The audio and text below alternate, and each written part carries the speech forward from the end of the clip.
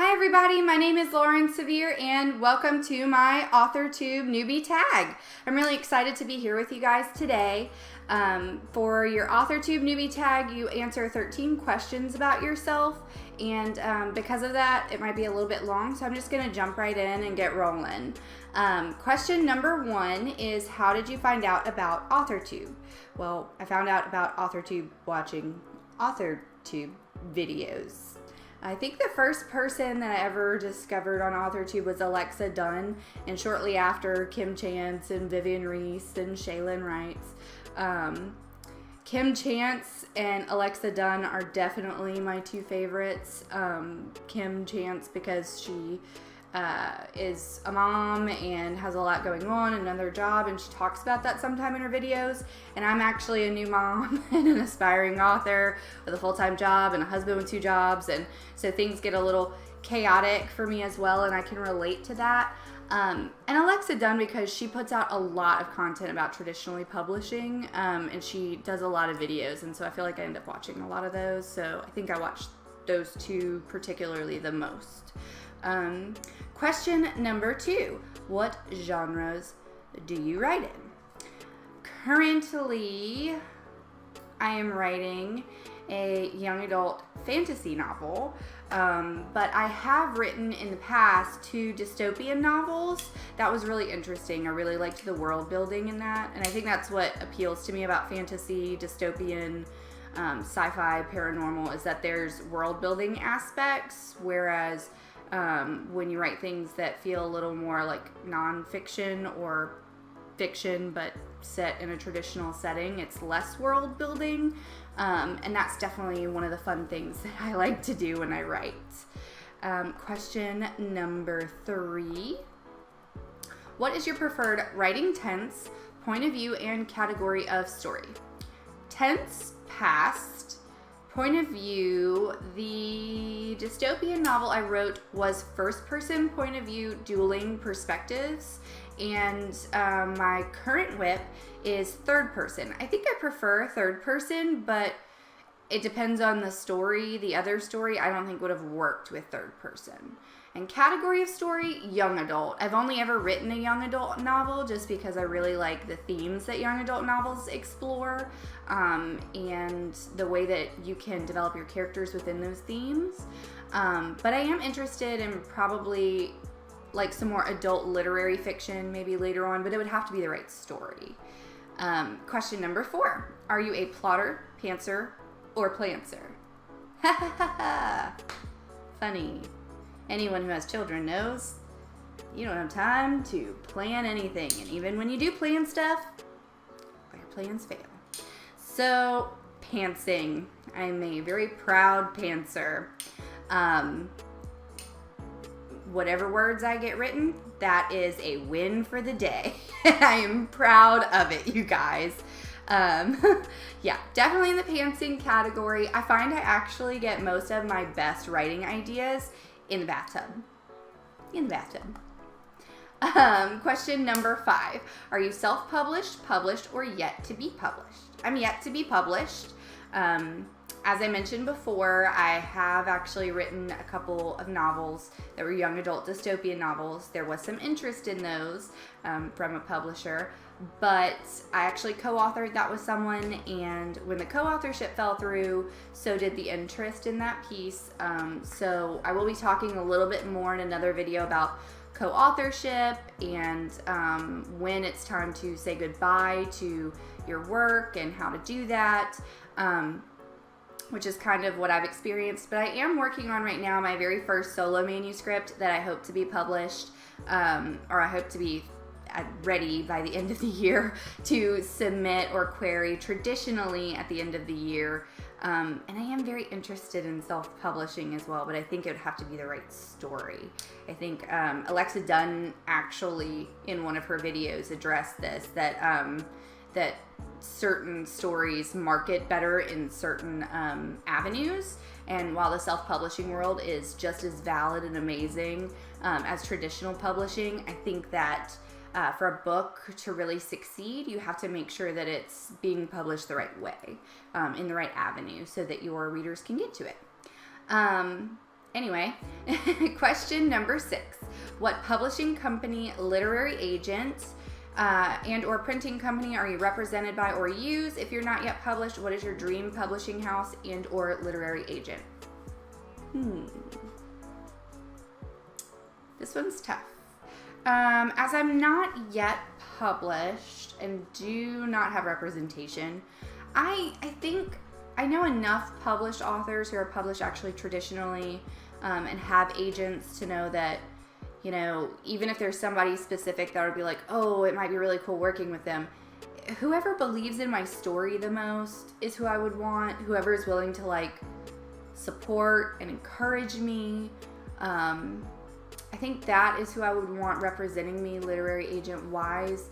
But as far as dream publishing house, I think we all kind of fantasize about, you know, one of the big 5, Random House, Penguin, HarperCollins, you know, just any one of the really big publishing companies. But realistically, anyone who can, I think, widely and sufficiently market my first book, or self-publishing, because I said I'm interested in that. Number 7. What Authortube related videos can we expect to find on your channel? Well, I talked a little bit about this. I do have some experience with betas and co-authoring. I also have a lot of experience with hectic lifestyles because of being a mom and somebody who works full-time, with a husband who works 2 jobs. And because of that, while my life is chaotic, I still do have to have a lot of organization to make it work. And so I think I'm also going to be talking a little bit about how to fit writing into your lifestyle videos, how to budget for things whenever you want to get a new editing software when you have to get groceries and meal planning done, and how to come up with quarterly goals or monthly goals or yearly goals, or how to fit writing into your chaotic life and things like that. So I think I'm going to do that, as well as some journey to publication videos, just since I am on a journey to publication.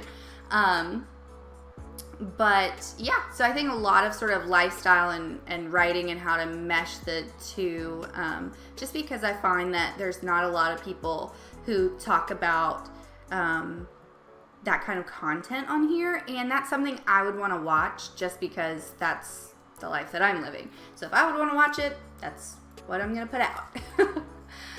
Question number 8. When did you start writing? This is a loaded question. Let's see. I could say probably like forever. I was reading chapter books when I was 4, which totally freaked my kindergarten teacher out. And I have found like attempts at novels on floppy disks. Girl, y'all, and they don't even make floppy disks anymore. So there's that. I've written like poems and song lyrics and fan fiction and a lot of stuff, but I think it would be disingenuous of me to say that I've been writing forever, even though I have been creative. You know, I've just always been a creative person my whole life. I think seriously I started writing with the intent of finishing a manuscript and publication about 5 years ago, which was when I finished the first draft of the dystopian young adult novel, which was my first novel that I co-wrote with a friend of mine. After that, I think it was kind of like, oh wow, I can do this, and a light went on, and then it sort of became my obsession. But yeah, so I think that's the answer. Question number 9.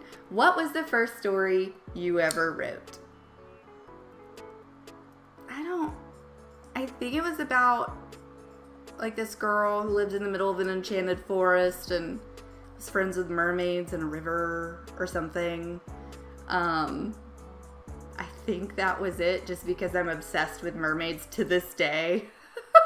And I do specifically remember writing that down in a journal or something, but I can't be sure it was the first.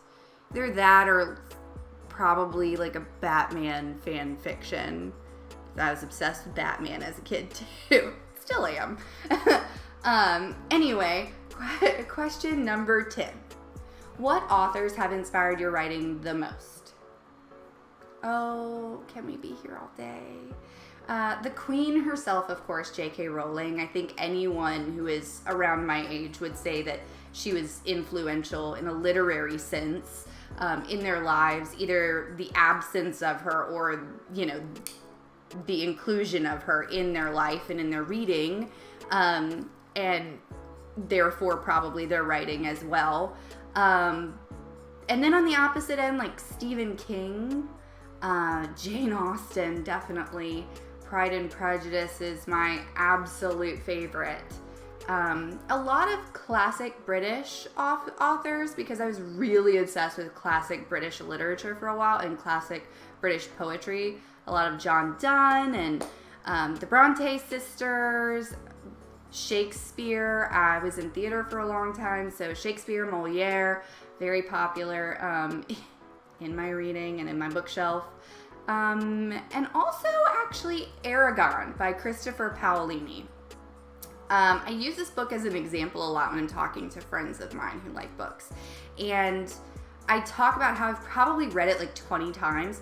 I don't like any of the other books in the series, but that first book, Aragon by Christopher Paolini, he wrote it when he was 19 years old. And not only that, the character at the beginning of the book is a totally different character by the end of the book. And it's so subtle and masterful, his character development, that I use it as an example of character development. Like, I read it when I need inspiration to help, like, further my characters along, but not in a super obvious kind of way. So yeah, I think those would be the ones that I would say the most. Stephen King, J.K. Rowling, Shakespeare, Moliere, Christopher Paolini is up there, and the Bronte sisters. Yeah, yep, definitely. Question number 11. Do you schedule your writing sessions or simply get to writing whenever you can find the time? Ha! Scheduling a writing session. Y'all are funny. I mean, I have a 3-month-old and a husband who I literally see maybe one day every 2 weeks sometimes. I travel for work, daycare schedules. Yeah, my life is like trying to herd cats. I mean, scheduling writing time, that's hilarious. The only reason I'm even able to film right now is because my sweet husband is actually home and feeding our child so that he doesn't scream through the entire video. Definitely whenever I can find the time, and whatever words I've written, again, that is a victory for me.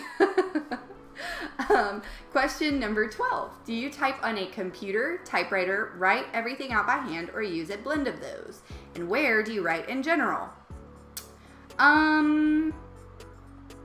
Well, I write wherever I can. Like I said earlier, sometimes I get my best ideas in the bathtub, and that's very true. Like, I've climbed out of the bathtub before because I had a really good idea and written an idea or a line or, a piece of dialogue that I knew was just super instrumental in my whip, and like written it down on like the back of a bill envelope or something on my counter in eyeliner. I've pulled over on the side of the road to like write something down. Or if I'm on speakerphone talking to my husband, as I have been before, I'd be like, hey, will you make sure to text this to me? Like verbatim, write it down, text it to me so that I have it when I get home. But when I actually have a draft, everything that is written in notebooks or eyeliner or wherever, it goes into a computer, into a Word document so that I can revise and edit and process. But yeah, I wish I was like confident enough to type on a typewriter. You can't make changes on a typewriter. I'm definitely not that confident. And where do I write in general? Everywhere. Anywhere. Family functions, when I'm getting out of church, anywhere, y'all. Question number 13. What are you most looking forward to now that you're a part of Authortube? Honestly, you guys. I don't have a lot of friends and family. While they're supportive and they ask a lot about my writing and my journey to publication, I don't have a lot of them who are interested in the same things that I am. And so it's hard to talk to them about like the specifics of different things and, you know, to discuss character development or world building ad nauseum because they get bored really fast. And I just don't have a lot of friends in my area who have that same interest. And I can't wait to meet you guys and cheer you on and, you know, hopefully be able to be a part of your lives as well as y'all being a part of mine. So yeah, I'm excited to meet you guys. Thank you so much for watching this video. And if you would, please like, comment, subscribe down below, ring the bell, thumbs up, whatever it is, you know what to do. But it would be really cool if you could leave me some comments or some encouragement, or tag your own videos so I can watch. And I really look forward to seeing y'all again. Look for some more uploads from me next week. Thanks, you guys. Have a wonderful night. Bye.